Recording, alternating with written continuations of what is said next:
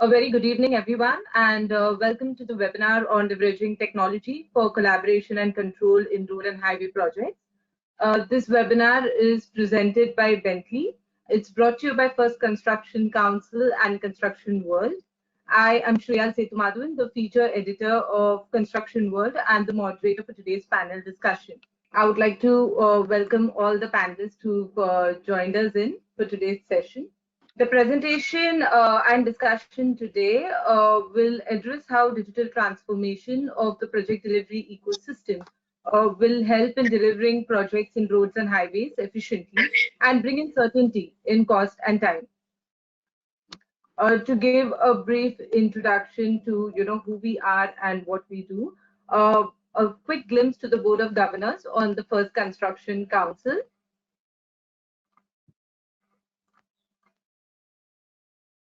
22 years in running, Construction World is circulated across 800 cities in India and overseas, always committed to delivering the most authentic, trusted, up-to-date and timely information about the construction business. These are the various other publications along with Construction World that are published by ASAPP Info Global Group, the group company. And yes, offering you a new service, a subdivision of the same company, ASAPP Digital Services, right from digital strategies to social media management, website creation, lead generation. We offer it all that could help you boost your business. Contact details are given at the bottom of your screen. So if this is something that would interest you, please do write in. We all are looking forward to this, the India Construction Festival, our 2-day mega event. This year we go online, spread across 15th October and 16th October. It's 4 mega events that come under one mega event, the India Roads Conference, Equipment India Awards, Construction World Global Awards, and the Construction World Leadership Summit. Just like every other year, this year too, we would recognize and award India's fastest growing construction companies. Also, I'm delighted to announce that Dr. Sukhbir Singh Sandhu, the chairman of NHAI, National Highways Authority of India, is the chief guest for the India Construction Festival this year. So we look forward to having all of you join us there as well. Log in to indiaconstructionfestival.com, do register and do tune in with us for the 2-day live event. Yes, and with this, we are all ready to get started with our discussion for today. Introducing you to the panelists who joined me in today. Please welcome Mr. Hardik Agrawal, Director, Dinesh Chandra R. Agrawal, Infracon. Mr. Kasturi Srinivas, Regional Director, Transportation, Bentley Systems. Mr. Manoj Tipnis, Vice President and Head Engineering, L&T Transportation. Dr. N.C. Pal, Chief Engineer, Design Directorate and Chief Engineer-cum-Chief Manager, Technical State Procurement Cell, Government of Odisha. Mr. R.K. Pandey, Member Projects, National Highway Authority of India. Once again, I would like to welcome all our panelists. Thank you for joining us today. Truly appreciate all the time that you all are giving in with us. May I now request Mr. Kasturi Srinivas, Regional Director, Transportation, Bentley Systems, to set the tone for today's panel discussion with his presentation on digital transformation of project delivery ecosystem. Over to you, Mr. Srinivas. Thank you, Shreya, for inviting us for this particular event, and also welcome the distinguished guests on the panel. Without much ado, I thought I'll cover you briefly about the agenda of my presentation. So for the people in the audience who don't know about Bentley, I do just a very brief idea about Bentley, and also we'll try to contextualize the current challenges in the infrastructure industry, and then basically talk about the digital transformation, and also quote some of the examples we have in basically leading up to the panel discussions. Basically, that's what actually I'm going to cover. So Bentley's mission is to provide innovative software and services for the enterprises and professionals who design, build, and operate the world's infrastructure, sustaining the global economy and environment for improved quality of life. This has actually been our mission. We cover many types of infrastructure projects, including roads, metros, railways, water treatment plants, substation, power plants, etc. So We are a over 3,800 colleagues worldwide, with over 94 offices at various parts of the world, present in around 42 countries. And we're clocking around $700 million of revenue. And in fact, we have done a large investment in the R&D and actually ensuring that software is actually right quality and also up to speed with the latest and greatest technologies. So having said, we've been present in India since 1998 as a direct presence. We are around 600 plus colleagues, and with 5 offices in New Delhi, Mumbai, Pune, Chennai, and Calcutta. These are the places we operate. And primarily, we have a team of people who are part of the global development team and also part of the global technical support team. And I personally myself part of the sales and business development from the India, Bentley Systems India operations. In fact, last week we became a public company and we got listed in NASDAQ. That's really a wonderful news for our company. Having said, without much ado, in terms of the Bentley is not a new name, especially in the infrastructure arena, especially in the road and highway markets. We had products by name MX Road and STAD have been very popular products in terms of design space. But again, as a company, as an organization, we also moved our solutions not only from the design space, we moved into the project delivery, like for example, construction phases and asset management. So many types of projects we're able to handle, completely addressing the life cycle of any road projects basically. So we built a very good impressive list of users, be it NHAI, ministry, or various PWDs and universities, consultants. Pretty much every one users are any one of our technologies in delivering their project. I'm not going to go in detail because the positive time. What you see on the right side of the screen is basically some of our new offerings which have got really matured over a couple of years, especially for the conceptual design, where you're able to produce designs much more efficiently, effectively, quickly. Look at the best possible alternatives for a design. Projects, again, you can produce a very high quality visualization, things like that. Having said, if you can just contextualize a little bit more in our marketplace in India, obviously we talk about in road projects, there are many types of projects coming. It starts with feasibility, conceptual design, surveying, detailed project, DPR projects, project delivery, construction projects, and then asset management. We pretty much, where every serving every types of project which are actually coming from the various owner operators in India, and that's where actually we stand here in this marketplace. So this is a little bit brief about Bentley. I thought I'll probably more contextualized for our panel discussion. As you know, these are very familiar headlines, time overruns and cost overruns, and I'm actually putting a graphic from the report citing the Ministry of Program and Implementation, which talks about time overruns and falling short in terms of the cost and things like that. So these are very familiar headlines we see, and it's nothing new in India, and we see similar kind of trend, especially in the infrastructure project, because every project we do, especially in the civil engineering point of view, they're very unique in nature. But I think, having said, we also noticed a huge amount of problem. Actually, I was following up Pandey sir's other day, the interviews, especially in the other magazines, where the arbitration has become a major issue, especially not only disputes, it's also giving a lot of delays in these projects, basically. So having mentioned about the delays in these projects, So there was a recent study done by KPMG as well as with the Ministry of Program Implementation, and also looked at some of the reports from NICMAR, and also based on my interactions, I genuinely actually listed a long list of what could be the potential reasons. I mean, they're really wrong. Someone talks about ineffective project monitoring. There is a disconnect between the design and construction phases, and then timely site handover, quality of surveying inputs, difference of opinions, lack of coordination, delays in decision making. Some of those basically, reasons are, being attributed again.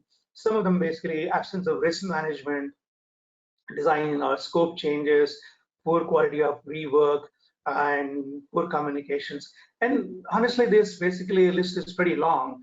And having said, obviously, digitalization is no longer an option for every organization, and definitely digitalization and the digital transformation is going to address most of the problems to a very large extent, so that basically the project is efficiently delivered and efficiently constructed. I think, I personally call this as a big C. The aspiration is a big C. If I say a big C, what it means that everybody wants to have a good control of projects, want to have a good collaboration between the stakeholders, so that when there is a collaboration, obviously there's a good amount of innovation comes, good communication, good correspondence, having compliance to standards and requirements, owners, specifications, correct design, having a good quality in overall, delivery of the works, basically. Having said it, obviously it's all the more important when we look at the project delivery of, even for the matter, EPC projects, like for example, NHAI, the number of stakeholders are many. If I can actually pull some more, stakeholders, we bring in some more in the metro marketplace, and they're a little bit more complexity in terms of stakeholders. Although they look at, they are individual companies, but there are basically various individual peoples who actually contribute in delivering these projects. Of course, the digital transformation obviously has a role to play. Again, the set of stakeholders will be different, like inspectors, maintainers, asset managers. Again, these are the kind of people who get basically involved in the typically O&M phase, basically. I thought I'd just give a very brief description of what's BIM, and sometimes people misconstrue it, and various people define it differently. But I think I think what is very good about road and highway market, because I've been personally involved way back in 1996. That's the first time actually involved in actually deploying a digital-based road design software solution. Which all, in road market, everything is actually gets designed in 3D. But again, unfortunately, when it goes to construction, again, it gets dumbed down back into 2D drawings. Again, I'll talk about it a little bit later on more in detail. Having said BIM, so very popular term everybody uses, called building information model. It's just not about building. It's just not about making good, pretty looking 3D model. And also, even if you just make good looking model, but they don't on their own understand the requirements. You need someone to coordinate, interface, collaborate, and also they do not understand the behavior, culture of the people involved. And then obviously you need to extend it for the facilities and things like that. So again, essentially, if you say it's basically building the information model, I think the stress is on the building the information model. That's actually information model is the stress point. Of course, there are many definitions. There are global standards which basically define it. I think I like this particular definition where basically it's defined as a process, which is basically supported by technology. Technology essentially becomes an enabler, so that basically it adds value to every phase, like when you're creating, managing, sharing the properties when it's throughout a life cycle, basically. I think one important keyword is, which is basically underpinned by the connected data environment. Basically an environment where you have the ability to collaborate, coordinate together, exchange information more proactively when delivering the project specifically. So it's a quite a complex, thing I just put forward. I think my intention is to just to showcase, although I take a little bit more time to explain this, but I think from the Bentley's point of view, I define this as a framework, basically, covering the entire procurement chain. So what you see on the left-hand side is basically the people who actually produce the information. For example, design organizations where they actually use these particular various various technologies to produce various disciplines of engineering information, whether it's doing a surveying, processing data, design a road, design a bridge, the tunneling is there, and obviously do that. Consider technical aspects, structural aspects, basically. These are the ones who basically create the information, basically. On the right-hand side is something where the people who actually validate and approve those designs for construction, that might even include some agencies like authorities engineer, or agencies like the Public Works Department, or NHAI, and for the matter, more.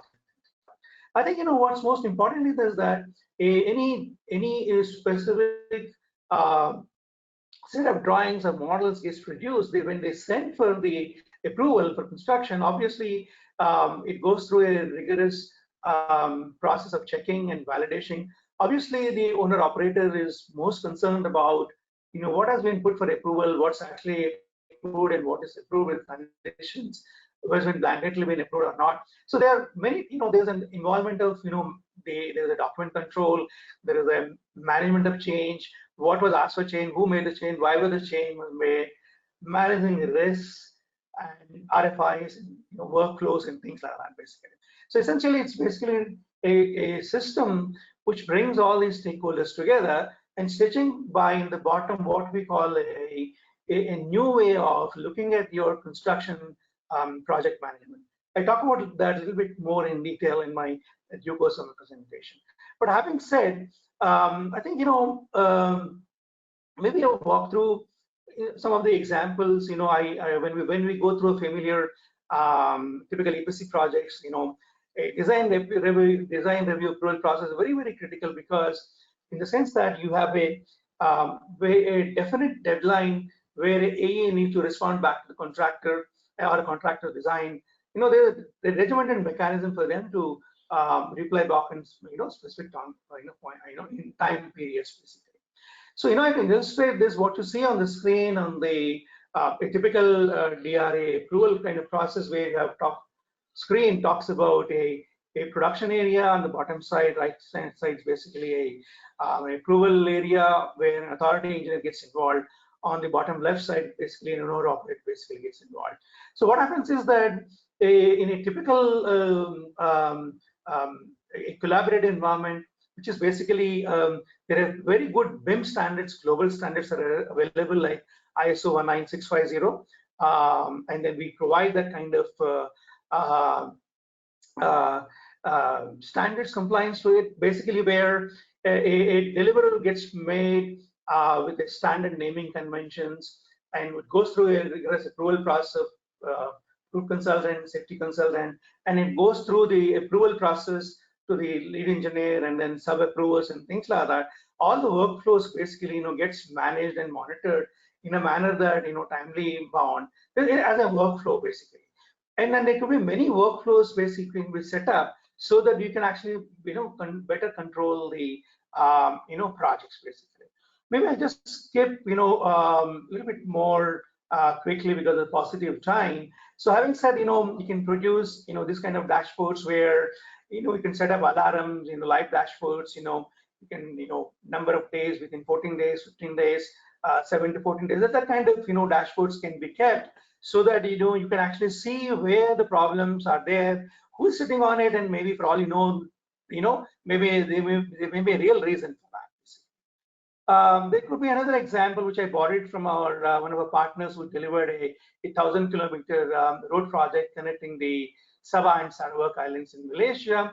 They have various work packages looking at start date, finish date, plan versus actual progress, and indicators showing them the both physical progress and financial progress. Mind you, this dashboards gets produced based on the information being tracked through the workflows, and information is being exchanged between the stakeholders basically.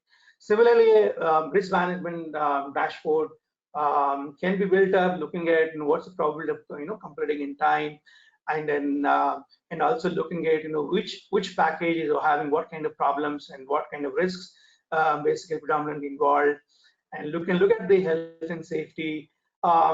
Perhaps you can also look at the non-compliances. For example, there's an NCR been generated, and what kind of NCR it is, and then if there's a notice of improvement has been generated, when it was generated, how many has been addressed, what's pending, and what is the duration of pending, and things like that. There's another example we had done for a metro project in India for Mahametro, where every drawing, for that matter, plan profile or cross-section drawing in the way contextualized road projects basically is that have a QR code which goes through and stamped through every drawing, which means that typically the time of construction on the site, at least they know and validate whether the drawing I'm picking up and using it in construction, is it really the correct drawing? And that's most of the times the design office, between the design office and between the field, there's always communication gaps and things like that. Again, this we found to be an extremely powerful aspect basically. We also have launched, especially for very senior management, especially in for the approval people like NHAI or authority engineer, or even for that matter EPC's design teams, we are actually providing a browser-based or cloud-based technology. Using a simple browser-based technology, you're able to review the models. What you're seeing on the screen is actually superimposing a proposed model on a 3D reality model, and then you can basically validate and check, is there a shift in this particular case? I can see there is a shift from the proposed model, from the design model, and then you compare it with actual construction for all maybe valid reason. But having said, you can actually flag those issues, you can link it back and verify, you can do a long section, cross section, then and there, within that I can do measurements. And then for all what you can also do is that you can actually check the properties. In this case, I'm just clicking on a specific 3D element. You can look at the properties of that particular element, dimensions and things like that. You can measure clearances and things like that. It's an extremely powerful tool for the senior management to look at and appreciate and approve, so that they can pass the designs. At the same time, it can also be using, internally used for collaboration as well. Again, it happens in a simple browser. You don't need to install any software basically. Having said, there's another thing which we brought in, which is basically coming from the building marketplace. We are actually bring that back into the linear projects. What we call we call this a visual construction tools, where you're able to bring in your CPM engine and then link it back to BIM models, which means that you're able to appreciate the progress of construction and plan it better, look at visualize resources, plan your safety aspects, and then basically better plan and execute the projects basically. And then you can produce EVA charts and any kind of dashboards basically. Earlier, this technology wasn't available, where especially in linear projects, because you should be able to split the earthworks, should be able to split the retaining walls or the abutments in a manner where, and then you can do logical constructible pieces and link it back to your schedules. And that's something which is basically we have also brought in as a technology provider. Is also available for people to take benefit from. What's also been done is that I think it's most important that transferring the design and engineering information back to contractor for construction is absolutely critical, and so that there's an assurance from the design intent, so it's exactly being streamlined back to the contractor to stay up to date. Now, we have actually Bentley is working very closely, and we have got a joint venture between Topcon and Bentley, and which is actually an organization called Digital Construction Works. So they actually, work and set up the construction progress, where you're able to look at the construction, how much has been laid, and also look at the paving, how much paving is being done, piling is done, resurfacing, stripping, and things like that. That's also it's possible. The technology is available, and then it can be translated back to the to our users. One last thing before I just conclude. One last slide. I know I was short by a couple of minutes, but I thought it's important to mention that again. Remember, I mentioned to you that you can actually manage your assets with what we call a asset information modeling, where you can link back your 3D models and asset models from a BIM model to a proper asset management model, which means that any component you have basically linked up is basically linked to an information management system, where again works on a browser-based system, where it's linked to all their maintenance values, design drawings, and the people associated with that particular component, when it was painted, when it was varnished, when it was repaired, when its repair is due, and it's all basically linked back to your 3D models. And you can actually also link it to the IoT sensors to look at your alarms, and then basically do an effective asset management. So essentially, you're taking the benefit of the complete BIM, and then harnessing all those BIM capabilities back into the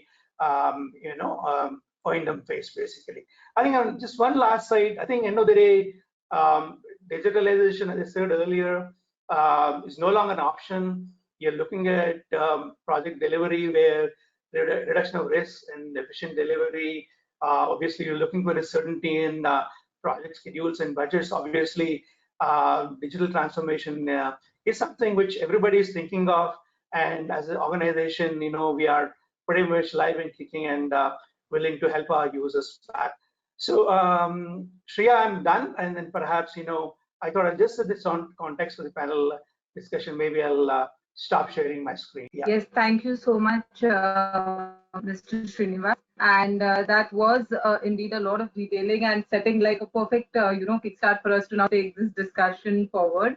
And with the kind of insights you've shared, I'm sure that, we have Mr. Pandey, Dr. Pal, and, Mr. Agrawal and Tipnis also, and there would be some of their experience that we could, bring onto the table as well. So for everybody who's attending us, for the attendees, I'm sure as this discussion progresses, you would have questions as well for the panelists. Please do key them into the questions box, and we would take it at the end of this discussion. Also, do access the handout by Bentley Systems that has been made available. It will give you great insights into digital advancements in roads and highways. With that, as we get into this discussion, I would like to first open a poll question to all the attendees watching us. I think it's important for all our speakers on the panel as well to understand what our audience also thinks about the topics we're going to discuss. And plus, I would like to also get my the panelist comments on this. So, which among these would you pick as factors that have maximum impact on time and cost overrun? The options are there for you: field survey quality, lack of trained workforce, ineffective project management, ineffective project monitoring, lack of collaboration between shareholders. Attendees, do select your option, and it would be also nice to know what the panelists would have to share after we get the poll from our attendees. Well, I think in Mr. Srinivas's presentation right at the beginning, he first listed the reasons of time and cost overruns, and that has been critical to the sector when we talk about project takeoffs and completion. And definitely at the time we have been in right now, where projects in between went on a slight halt. Okay, so we have the results with us. And we see ineffective project management gets 51%, followed by 44% lack of collaboration between shareholders, 37% says ineffective project monitoring, 21% lack of trained workforce, and 12% field survey quality. Going to the panelists, with maximum being ineffective project management, what would be your thoughts over here? If I have to start with Mr. Pandey, would really like to know from you. You know, when you talk about project management, basically it is the construction phase of the highway project. And when I talk about project management, there are a number of labels. One is the contractor, number two is the supervision or the independent engineer. Then comes the authority, means the person who has to take decision about the management. Many times these have been delegated to the lower functionaries, mean the field unit, and sometimes it comes up to the head office. So there are 5 levels where you have to take a decision on the project management. There's no doubt in it. Many times what happens, correspondence is lying, something has been raised by the contractor and lying with the authority engineer or the supervision consultant or the independent engineer, and nobody is aware of it. Same thing happens between IE and the field unit and the headquarter. So to improve all this situation, of course, we do agree that ineffective project management is one of the reason. But I do agree to certain action. But at the same time, why this question of project management come? It is because of the poor DPR. Anyway, let us keep it aside.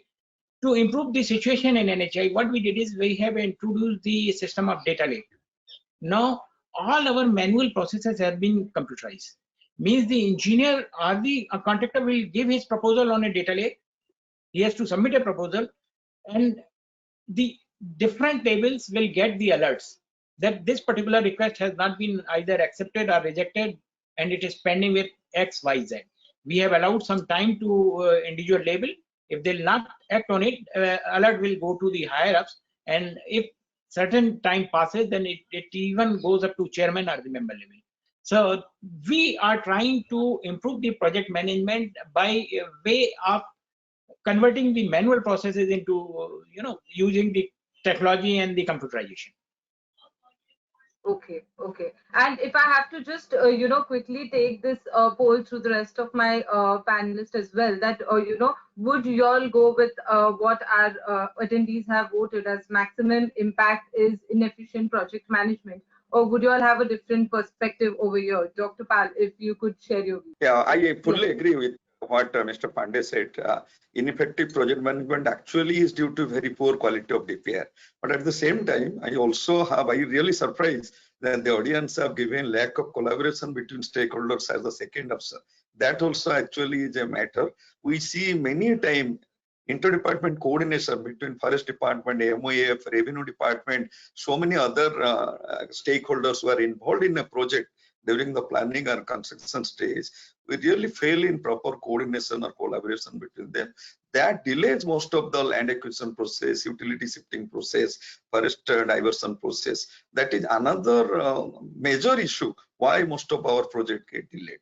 But yes, what Mr. Pandey said, if your DPR is poor, that means we start from a very poor survey, poor engineering, then everything goes in a mess, because based on that DPR only you have received the bid. Based on that bid, you have gone ahead of the work, and we are carrying with that wrong thing during the execution phase itself.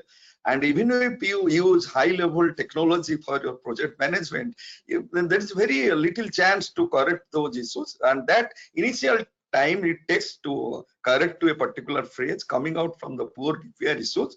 But yes, the responsibility is again that there is a supervision consultant, there is a independent engineer, there is a safety consultant, there is a proof consultant. It is on the hands of 4 or 5 other agencies or other independent firms.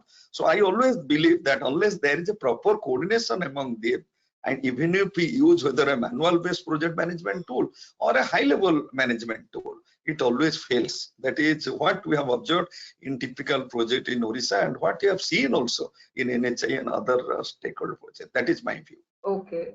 Mr. Agrawal, if you had to, just pick one of these listed options, as which do you think would have maximum impact? Would you go with the live poll result, or do you have a different thought? So I absolutely second what the esteemed panelists that suggested before me have to say. And I believe that field survey quality, having a good field survey quality, will result into a more efficient project, because it becomes a house of cards at that moment, because without knowing what is actually the location, the site, what constitutes the site, and if we are doing a construction, if we are planning our designs based on that, and during the phase of execution, when you get to that part where now you realize that there are certain changes with respect to the right of way acquisition that need to be made, that is the absolute major point that would delay a project. Right. Mr. Tipnis, one option, what is your view on this? Of course, you see all your options are actually encompassed in the ineffective project management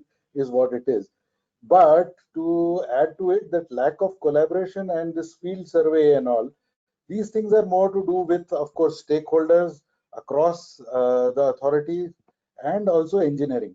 But one thing which I would like to point out to the panel and also to Mr. Pandey is you rightly brought out that the quality of DPR is bad.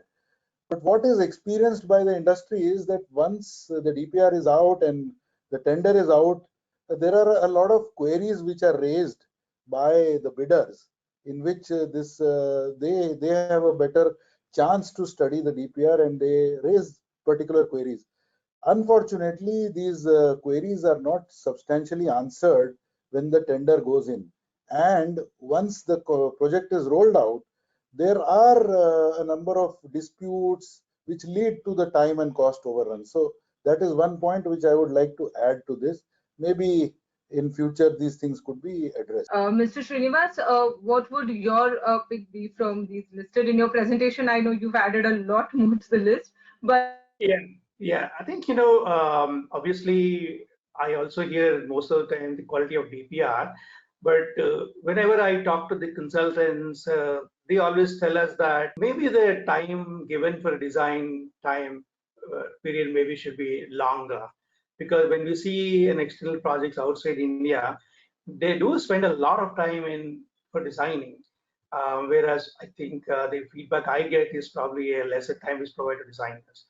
I think secondly, when we interact with the contractors, consultants, other stakeholders, AEs and things like that, I think even if we studied the problems with the arbitration, most of the time they complain to each other, hey, by the way, he was supposed to have replied back to me in 20 days and improperly, and there are regimen is there, but nobody is really following it up. And who made changes, what were the main changes, why were the changes made? And most of them owner is not aware of these things basically. So thereby what's happening is exactly going for disputes. I mean, this is what I'm hearing from the feedback. I thought I'd just share. I think, do you see a hesitation or apprehension towards adoption of these digital tools? I think both Mr. Srinivas and others have already, sort of emphasized the need. But where is the hesitation now? If there is a return on investment, if we are going to get good value out of it, and the precision and so many other advantages do exist, where is the hesitation? There is no hesitation per se, because everyone wants to adopt a tool that makes it easier to do a task. The entire argument about digitization is, do you want faster horses or do you want a diesel engine? So using a good quality based and easy user interface software to manage the various project phases, such as the design as well as the execution phase. There is no hesitation there's no hesitation for wanting to adopt the same. But yes, we talk about adoption. It should not be restricted to just 4 or 5 companies, and understanding in the context of those. To bring it down to the larger base, the cost of such softwares and the cost of such skilled manpower needs to be greatly reduced, and the availability of such skilling is required to be increased. So I think if such steps are taken, where the cost of licensing and the cost of the acquisition of such hardware as well as efficient software is structured to meet the working cost of small, medium, and large, all 3 sets of contracting bases, then there will be a much quicker and much faster throughput of utilizing such softwares. So I think, you know, that what we're talking about is cost. I think is cost really a factor which is affecting this entire rollout in terms of adoption? Hardik, yes? Yeah, definitely. Yeah, definitely. No, the cost of these, the cost of the setup is because first of all, you need to have a computer setup which is powered with all the right hardware that would allow such softwares to run efficiently. And you need validated software with support backend, and that is also an additional cost. I think these are questions. This is a point that Mr. Srinivas may be able to answer better than me. But Yeah, you know, the before I go there, I want to ask Mr. Tipnis, what does he think? So Yeah. the cost is another aspect where hardware cost would be maybe, you know, if you are gaining good value out of it, this cost can be offset. But what is more important is what I find is like actually adapting to technology is one of the challenges. And why? Because as Mr. Kasturi just brought in the aspect, I will talk in terms of engineering digitalization. Okay. So there are a number of softwares which are there in the market, and they have always been, you know. So if one was to see what is digitalization in engineering, it is mainly these softwares which were there, but they are being utilized. But what is the next step of digitalization is actually having digital tools to do a good quality of design and expedite the design. These are the two major things where the digitalization will go. But beyond that, like Mr. Kasturi Srinivas was just telling about BIM advancing from 3D. So all that 3D thing is happening up till design. When you are going into the 4D and 5D, what is actually required is adaptation by the construction sites, the planning, the management, and all these things. So first and foremost, the project timelines are so stringent that it is not allowing the environment to absorb this. So there has to be a time for these younger lot and also the senior people to absorb. Now, even if a construction company was to absorb this technology, it doesn't solve the purpose because the technology has to be absorbed also by the authority engineers, the proof consultant, all that environment has to absorb the technology. A simple thing like a document management system, you know, even if we have done it in number of projects, but where other than that, we will other than international projects where we want to implement a simple document management system, the environment is not equipped to absorb it. So that is what is a challenge. And the other thing regarding, I mean, of course, time for this thing, other thing is training. So the training requirements of the complete environment has to be taken care of. And if that is bridged, I think we are on our way to really digitalize and take advantage of the digitalization of the complete process of construction. So let's ask the authorities. Let's ask the authority, Mr. Pandey. Now I think network survey, vehicle data, etc. I think recently NHAI has agreed to a lot of to make a lot of changes in its approach. And I think one critical factor about giving site data was one of the factors which has also been now accepted. So how is technology playing a role in enabling NHAI to monitor and maintain cost and deliver projects on time? You know, whenever we talk about any highway projects, basically it can be the whole life of a project can be divided into four. One is the conceptualization, another is the designing and project preparation, third is construction stage, and fourth is the operation stage. You know, when we started our career, say 30-40 years back, we were having limited number of works which we can even remember. We didn't need any kind of technology, what kind of decision we'll have to take. So nothing was required as far as technology is concerned. Number two, that time, of course, technology was not cheaply available.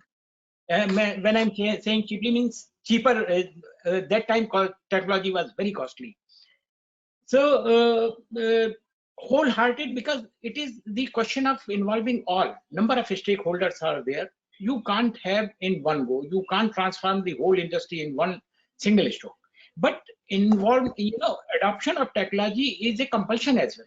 Say, for example, I'll tell you, today when I have to construct 30 kilometers a day, it is very difficult for me to do so until and unless I'll adapt technology. So we started adopting technology in various phases, keeping in view what we can do very easily. Say, for example, when we conceptualized NHDP, the whole source of data for conceptualization of NHDP was availability of the traffic data on the existing corridors. And on the basis of, we have developed the whole NHDP program in 7 phases, covering 50,000 kilometers of road. What we did is we have only developed the road along the existing alignments. But when we conceptualized Bharatmala, I had the data amongst the 600 districts of the country, and which gives me an idea of what kind of commodity is originating in one place and where it is destined. If I can identify the origin and destination places and which are the, which takes care of the major traffic movement, so my whole philosophy has changed. And in the Bharatmala, we have not gone along the existing highways. We have taken the state, we have gone by the shortest distance. So availability of the data and the capability of analysis of data has changed my whole perception in particularly the conceptualization of the project. And in conceptualization of the project, I think we are in a big way utilizing the technology. It is not only the freight movement amongst the different districts in the country, even we have used the satellite imagery to identify the choke points from the existing national highway. Then comes the project preparation. Project preparation, of course, we have taken a major step and introduced LiDAR, because 65,000 kilometers, out of which 25 kilometers we'll have to develop in 5 years. Of course, we have very limited time for project preparation.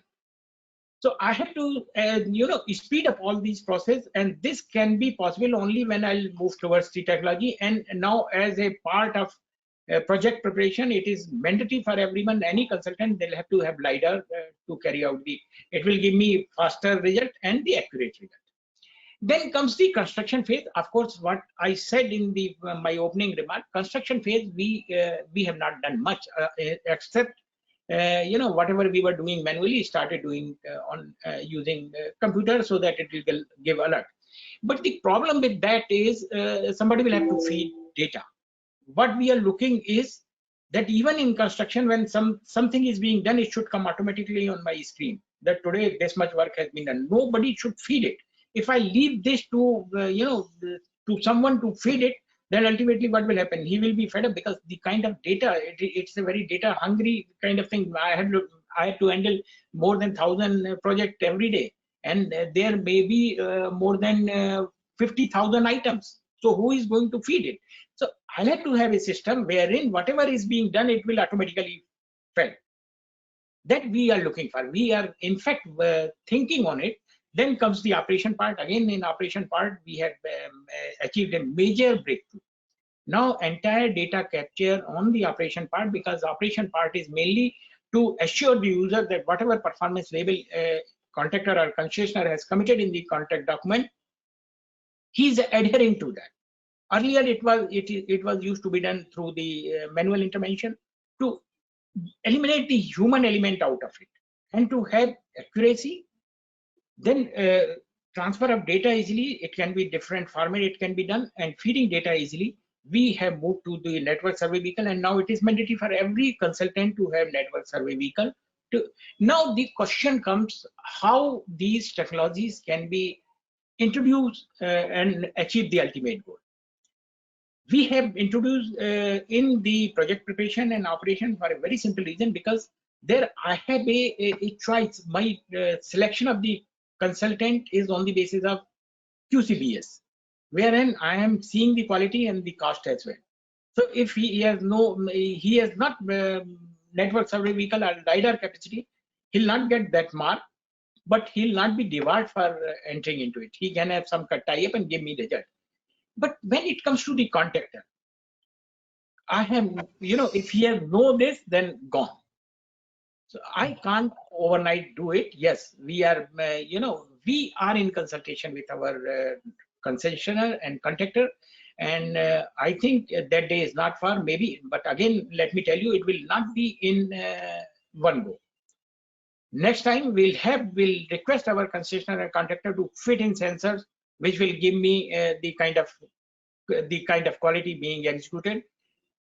The only problem in adopting it quickly is firming up the specification of all those fitments. We are in touch with number of technology providers, and that day is not far that maybe your next or next to next conference you will hear that we have done something in this as well. Thank you. So Dr. Pal can probably also tell us how does Odisha government is managing this, controlling the project visibility. In fact, I think Mr. Pandey has clarified very clearly about the 4 stages. One stage from the conceptualization to the bidding process, procurement, then construction phase. Then in O&M, where basically you are managing your assets or maintaining your assets. So there's the network survey vehicle and other thing, asset management related things comes in. From my perspective and from a perspective of Odisha, we see 2 things actually. Let me clarify. There is a technology and there is a digital platform. Let us don't confuse both of them. Technology means what exactly am I using, what type of technology I'm using when I'm doing a field survey. Am I using a LiDAR or network survey vehicle, or I'm still going to that old type of total station, other things which I have to take some more time to transport to the 3D modeling and that. So that is what is my I'm saying technology. When I'm talking of digital transformation, whether sitting in my chamber I am able to see the real life data or not through the web interface or certain web linking procedures or not. That is how digitally transforming that data, real-time data. What actually we did in Odisha with a lot of projects, various online platform created through certain software developer. One of the platform on asset management, of course, with the integration module of Bentley Xers and other tool, we have integrated completely on a network basis. I think you will all agree with me that the day when we first saw on a Google Earth my existing road features, then I used to visualize where I should turn my road, what should be my alignment if it is an existing road. If I am going to a complete green highway or a greenfield projects, the quality of survey and requirement of technology there on existing road where I'm going to widen it to 4-lane or 6-lane, the complete requirement are different. On existing road, I'll be more interested to show what is the RW features available, how many utilities are there, is it passing to a forest zone, what are the other trees, etc. All need to be captured. If I'll capture manually, one by one and doing, first of all, there will be delay in time of those survey. There will be no authentication of those data. But if I'm taking my network survey vehicle on the corridor, which is fit with camera, both front edge camera, side camera, or a LiDAR, in one go of the vehicle, we have seen in Odisha, while we implemented asset management in 2013, onwards we are using network survey vehicle. Of course, we have outsourced through the Central Road Research Institute organization, where the Hawkeye, Australian Hawkeye-based equipment is used, going all interior of our road from 2013 onwards. What we have seen with that network survey vehicle, we are getting almost 18 parameters of the road, about 8 or 10 geometrical parameter, 8 or 10 conditions of the road.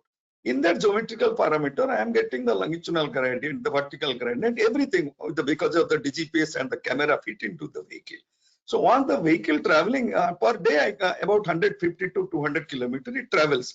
So day one, when the vehicle travels from one end to other end, you have your complete alignment with you, with your network survey vehicle capturing. That is the technology. I am transforming that through my digital platform with the satellite image, through the GIS thematic mapping, so that on the real life or the Google Earth, in real time with the other analytical tool, I am analyzing that sitting in my chamber.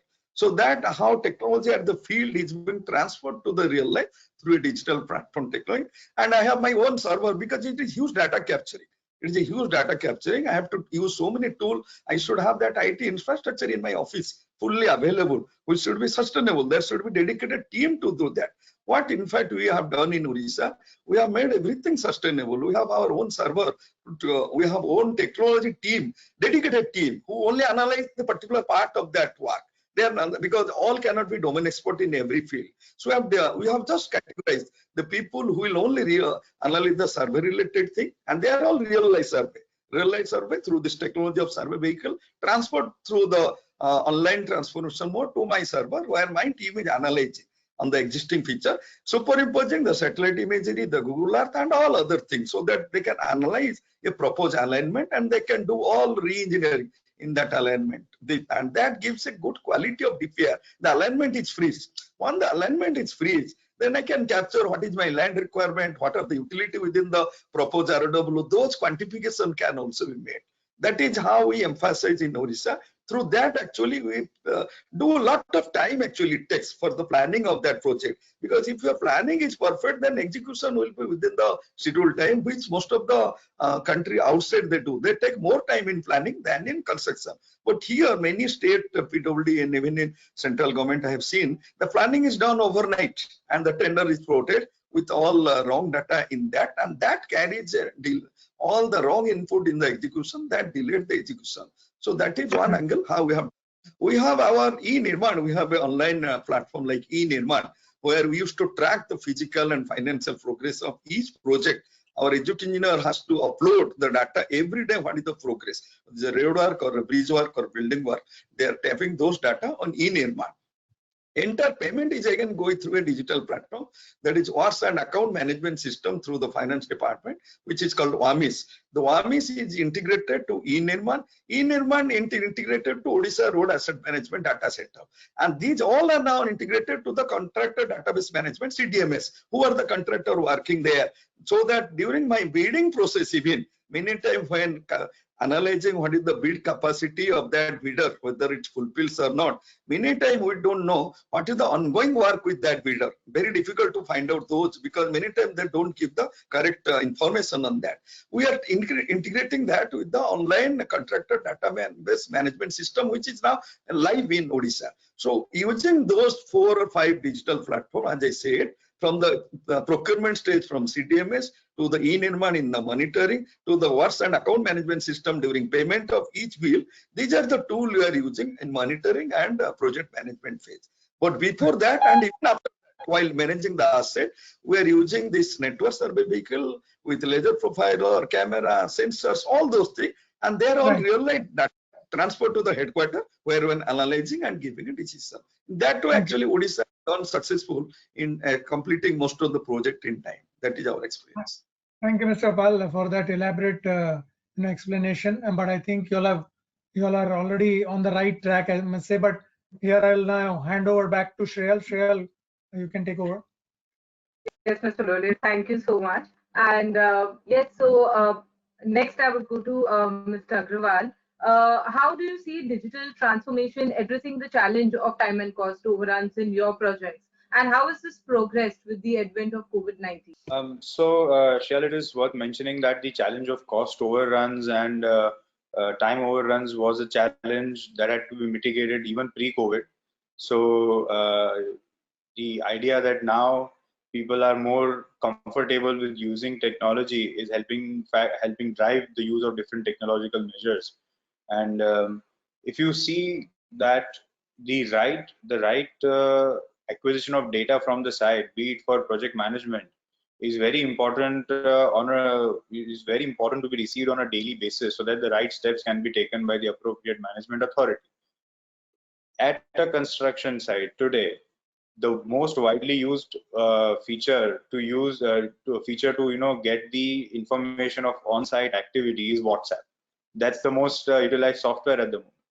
Now there is a need to change from such a software to a more system-driven and a more targeted software for the construction sector. This is because it's easy and accessible. But just to give you an example, now we are seeing that for construction projects, utility shifting is now the various authorities have included that utility shifting will be done by the concessionaire or the contractor themselves within their construction period, which is a very important decision which is a very important work that needs to be done in time. Otherwise, the entire project timeline could be off the rails. That is why we are experimenting with a geotagging GIS software, where we will mark a parametric modeling of any utility that crosses our area.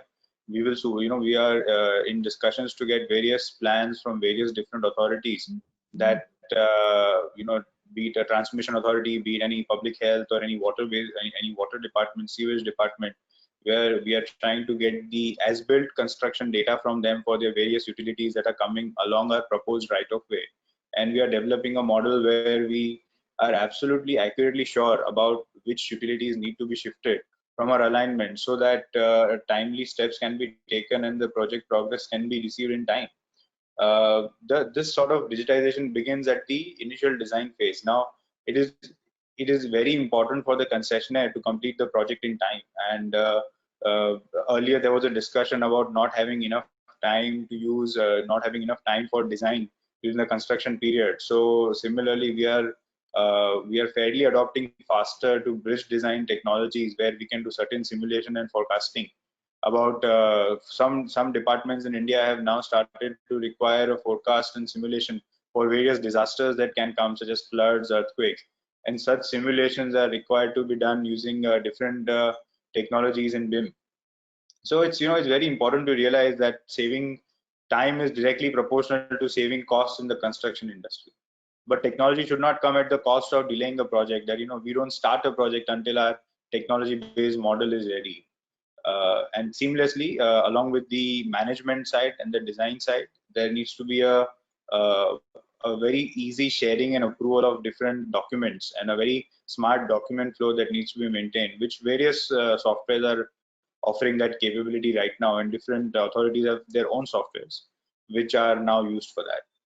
So yeah, definitely, pre-COVID, post-COVID, the idea of challenging cost and time overrun will stay the same. Also, to Mr. Tipnis, that how do you see the implementation of digital tools in engineering of highway projects? Yeah, so I was just, in fact, a while ago, while you were not, you got locked out, we were talking about that. So I would just list out, you had digital tools. See, now, as we say, digitalization is the fourth industrial revolution. But people are actually correlating this digitalization in engineering to the third industrial revolution only, which has already happened, which is basically automation of designs. We have been doing automation of designs. All your softwares, be it STAD for structures or MX for roads, it's actually automation of design, which we were doing by hand. So the next level, as I was saying, is that are the AI and machine learning tools. If these get incorporated, that is how you will be able to expedite your designs and also not lose time on quality. So if I have a tool in which the quality of design is checked by the of course designing will take its own time, because the designer has his own theories and things which he has to put in. But the review time, it can be really expedited in case there are tools which can quickly recognize the inputs and the design outputs. And actually it can be done. So we are hoping that these kind of tools are developed and we can do quality and expediting the design. Other than that, of course, now after the design does not just stop over there, actually what is required is for a designer, as Shri Pandey was saying, does the design get implemented as intended?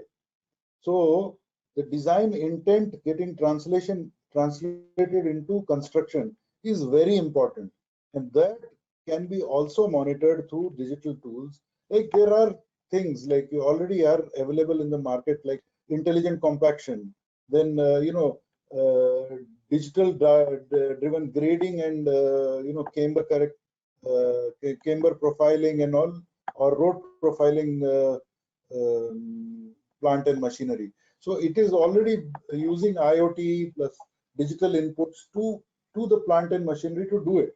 But like one of the very important factors for a highway designer or a pavement designer is the compaction that you are achieving.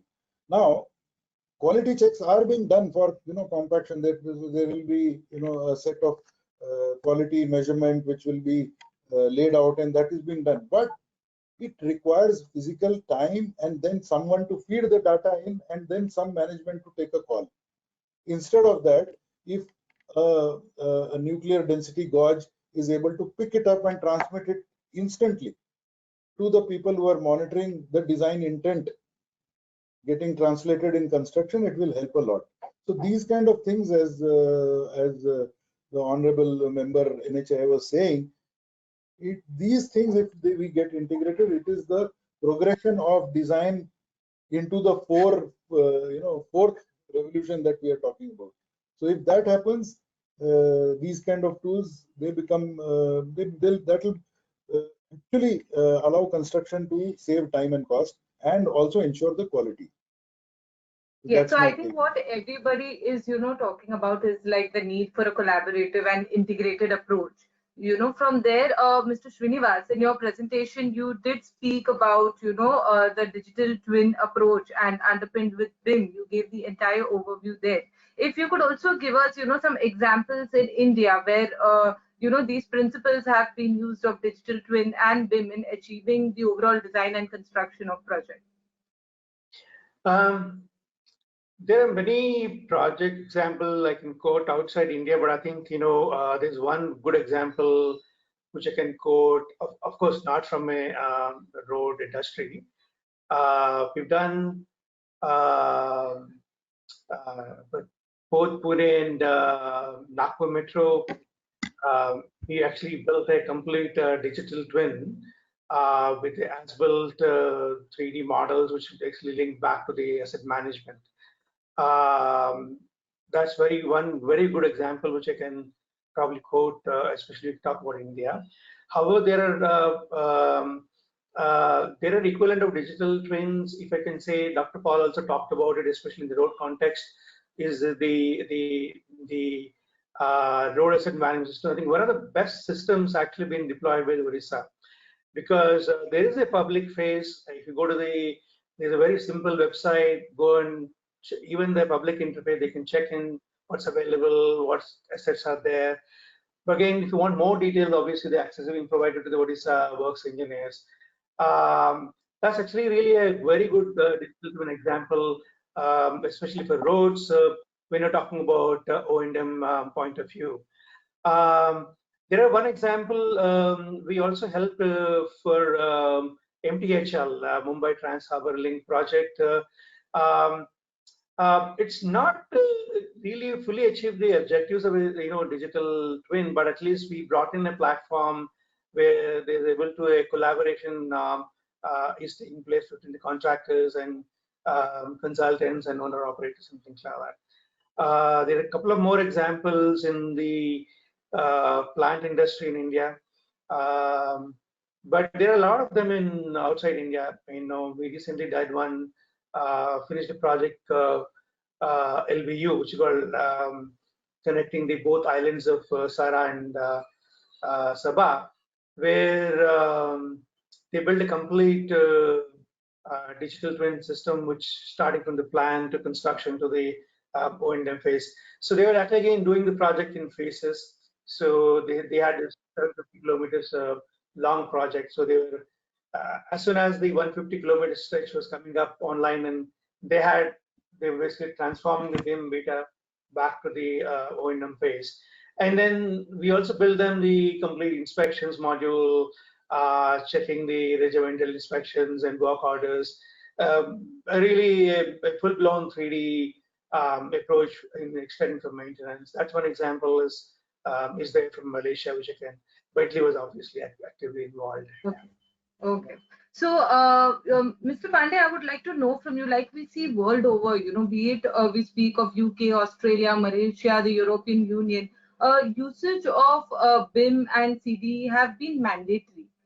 Can we look at, having such mandates over here as well? Because we haven't really seen something coming around. What would your thought be? I'll tell you, the point is, as I said in the beginning also, we are moving in phases. We have already covered few phases. Now the construction phase is one where we'll have to really work. Implementation of making BIM mandatory on a project level is not at all an issue. It is an issue when I am developing the whole corridor. Today I'll have to award 6,000 kilometers.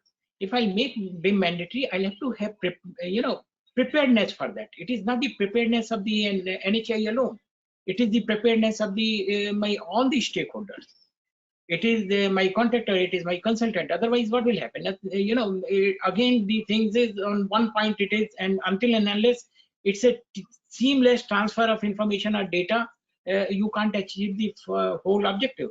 So we are moving, but we have not made it mandatory. But as I promised in our earlier remark, that day is not far when you'll hear that yes, it has been already implemented. Instead of saying mandatory, it is already implemented, because when people will realize the advantages of the technology, they'll automatically go for it.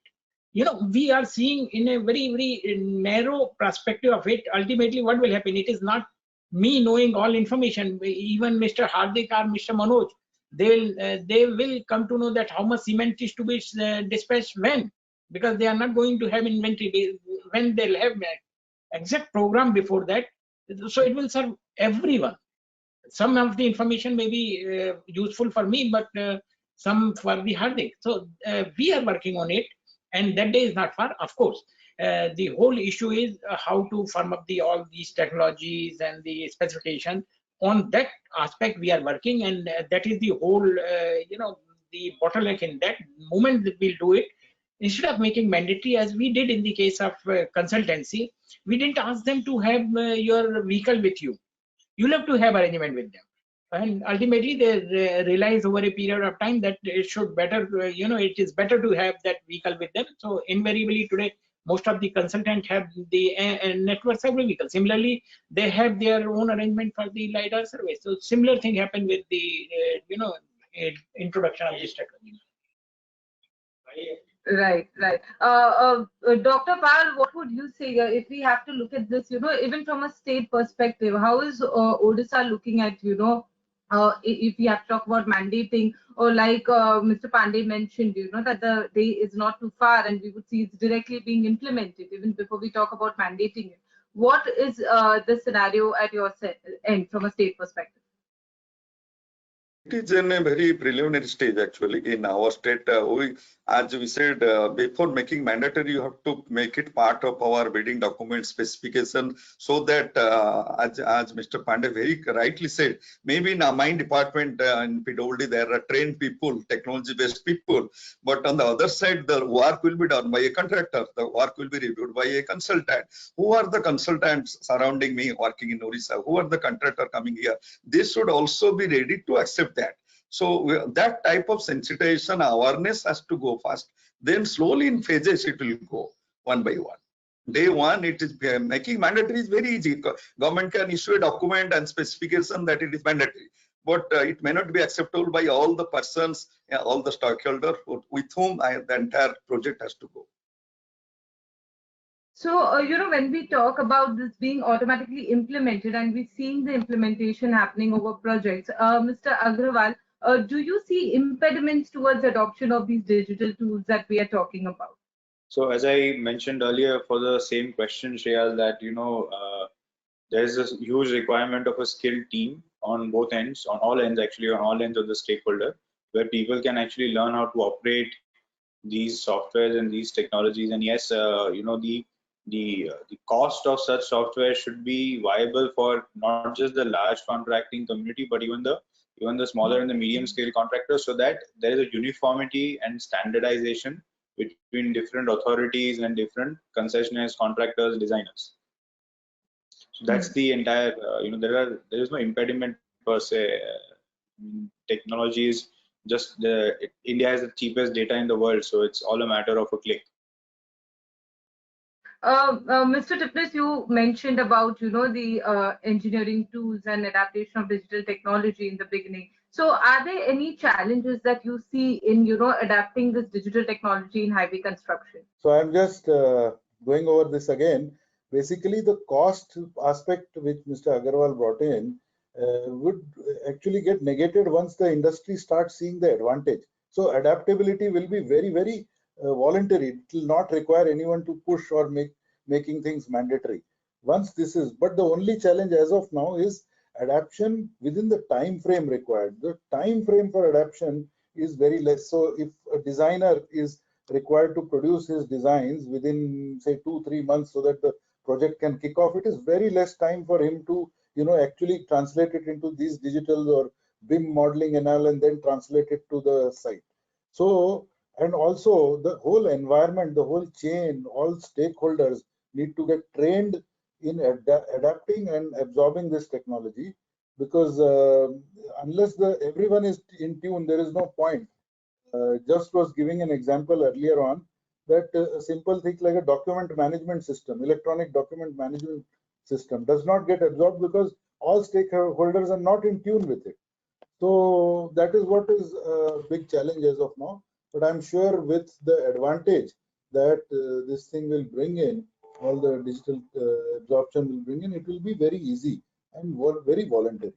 Digital transformation of project delivery. How do we, what I think Mr. Pandey very well put that, unless and until the stakeholders are all having on board, features and facilities to translate this whole digital transformation, it's not that one authority can do this or one contractor can do this. This is the, we have to lay the ground for a platform where everybody can come on board. One, like Brazil may have followed the example of making it mandatory, but I think with cost on one end being a an obstacle, on the other capacity building, on the other getting a platform for everyone, is all, it has to all come together.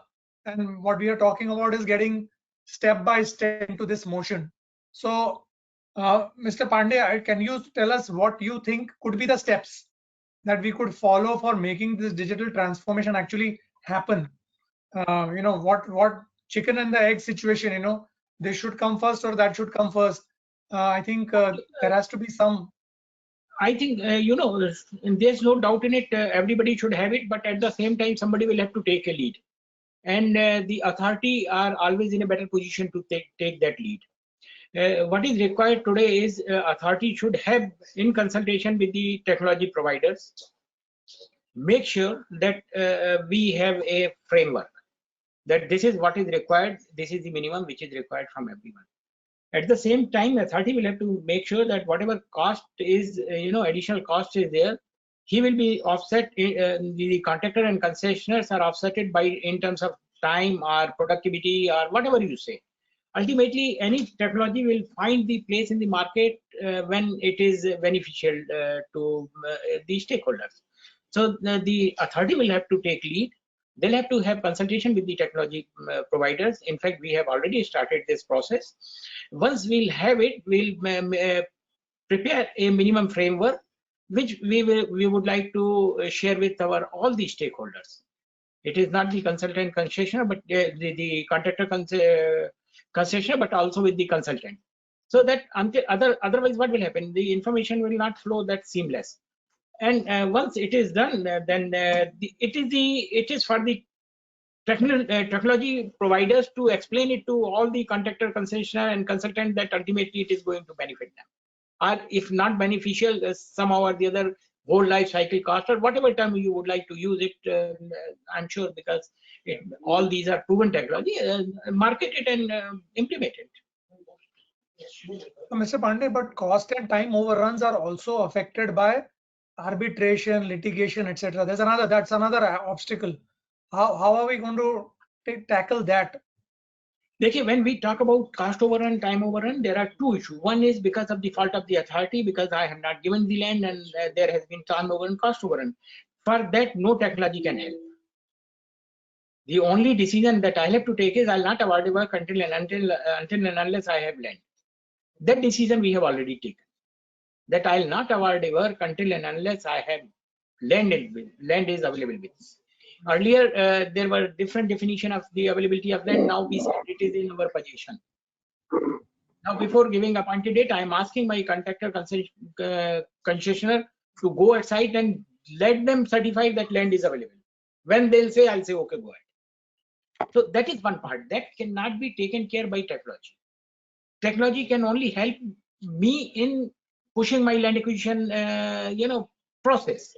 Say, for example, that we have already implemented. Earlier, there was a manual system where competent authority will prepare the notification and it will go to 10 step up to the minister, and it used to take 2 months. Now we have a portal. They'll upload it, and you will find at the end of the month that how much time who has taken. So there we will have to take care. Technology is for mainly mismanagement of the project. That can be avoided by the technology. But you also agree that the network survey vehicle reports data that we are giving, that through technology is also making the task more clearer as far as the contractor and the stakeholder is concerned in terms of the site. The involvement of the network survey vehicle was with an objective. I just want to eliminate the human element from the supervision. Once it is being done by a human being, it is it is subjective. If I'll use vehicle, I'll have that data. Number two, when it is done manually, somebody will do it, and until and unless I'll feed this data, I can't have time series. If I'm doing with the network survey vehicle, I'm building a time series, and after 5 years, I will be in a position to say how your roads are going to deteriorate. Dr. Pal, what about you? What would you say in terms of this arbitration and litigation? I think even Odisha must be having these kind of issues. How do you minimize this kind of obstacle in cost and time overrun? I think we have gone in the same line of NHAI. Unless we have land, we are not awarding the work. We are just tendering, and the tender process we are planning in that way that the 80 or 90% land available at site, improvements fee land is available. Then only we are going. Otherwise, in the previous scenario, there are a lot of arbitration and other issues. Do you anticipate that the cost and time overrun issues will come down because of this? Yes, obviously. But provided that there is a good supervision, good project management. Even we hand over the 90% land, and the agency on the other side is a dummy one, and he has got the work, and he has other parallel work, he is not given that significant to this project. And there is a poor quality of supervision and poor quality of management from the authority side and from the supervision side. That also will also linger the project. There is no doubt on that. The agency may create other issues in the work, which we have also experienced in some of them. So arbitration and litigation issues can be minimized once you've got the land, and therefore there is very little where people can, be having an issue with it. But I think, Mr. Srinivas, on the collaborative platform, are there abilities for sign-offs for various stakeholders? Also, abilities of multiple stakeholders having a sign-off on projects, so that again there is a maximum clarity on what is expected and what is to be delivered. Yeah, absolutely. See, the collaboration platform is bringing a proactiveness in between the stakeholders so that they don't react every 15 days, when the time has passed by. Oh, by the way, I've done this based on this understanding or that understanding. One is that the collaborative platform will make the information available just in time, and also which is trustable. At the same time, it also allows people to collaborate, coordinate, especially over simple tools like online reviewing process. Basically, you can use a simple browser, open up the model, check and validate. Okay, is it good or bad, or get the feedback from the ground, and then validate. Again, the platform is pretty much geared to handle all of these issues in delivering projects, and also for the O&M purpose as well. Yeah. So there's some question, Mr. Pandey, from the audience, that in the recent trends of tenders of the authority which had mandated 11-point laser system, which is kind of outdated system, whereas there are newer technologies which are having infinite numbers of laser systems. Can you advise why that technology is being taken up? One of the issue, whenever we use technology, this is one of the issue, because technologies are changing every day. Whenever we specify any technology, we don't say this, we say this or better. if you can give adequate information that it is better, everybody is free to use that. And is there any analytic effort for diagnostic studies for preventive maintenance? Also, another question from the data collected from network survey vehicles or maintenance also. I told you just 5 minutes back, so far we have not collected the data and prepared the time series. When we network survey vehicle, we started only last year. So after a period of time, I'll have that kind of analysis with me. Today not. Today on, yes, project level, probably Dr. Paul will be in a better position to say, because he is doing asset management since last 4 or 5 years. Dr. Paul, would you like to answer that? Yeah, just to inform that since we are using NSP last 4 or 5 years, we have all time series data, and that exactly we are using the analytical tool for the preservation and maintenance planning in Odisha. As I said, we have a integrated platform, Odisha Road Asset Management System. You can click www.orams.in. We have an integrated platform where the data that is collected not only from the network survey vehicle, even with the falling weight deflectometer and all other related parameters are taken back to the headquarters through the analytical team. And we have various analytical tools with deterioration modeling. Like the XR have its own deterioration modeling. The Bentley XR, which we have procured, it's not only a database, it has its own deterioration modeling. Similarly, we have SDM4 tool, which has its own database modeling. But SDM being a desktop, we have made arrangement that all the field data will go to the SDM through a transport intelligent gateway TIC. Then it will be analyzed and again taken back to the database servers. So with that, actually, from the time series data, we are really preparing the performance curve of the road. Then we are finding out what is the best time to intervene, what is the intervention level, what type of treatment alternatives can be provided with a constant budget scenario on a network level. What are the priority segment of a project, or what are the priority segment on the network? We should go immediate funding for maintenance or immediate funding for reconstruction.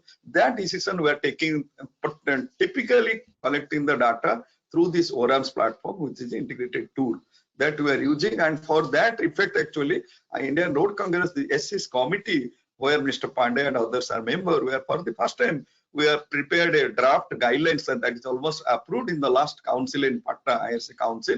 The country will have now first guidelines on road asset management. What are the data to be collected, how it is to be analyzed, what are the typical equipment you will use. We have given very generic term. What are the thematic tool for viewing and mapping? What are the analytical tool you have? What are the intervention criteria that you have?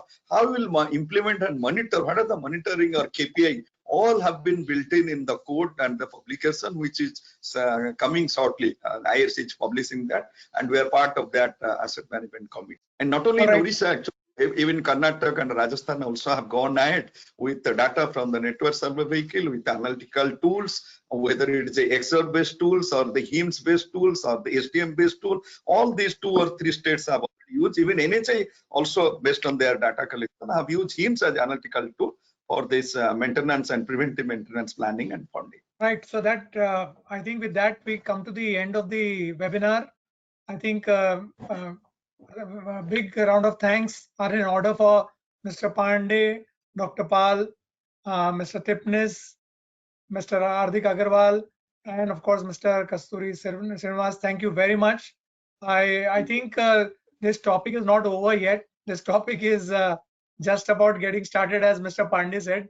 We have, I think they and Mr. Pal, I think you'll, Dr. Pal, you all have started the ball, got the ball rolling, and I think going along we are going to find solutions as we go along, because as projects are going to become more and more complex, heaps of data is just going to pile up, and we'll need analytical tools to see the road ahead. And with that, thank you very much, and stay safe, everyone. Thank you. Yeah, thank you, sir. Thank you. Thank you. Thank you.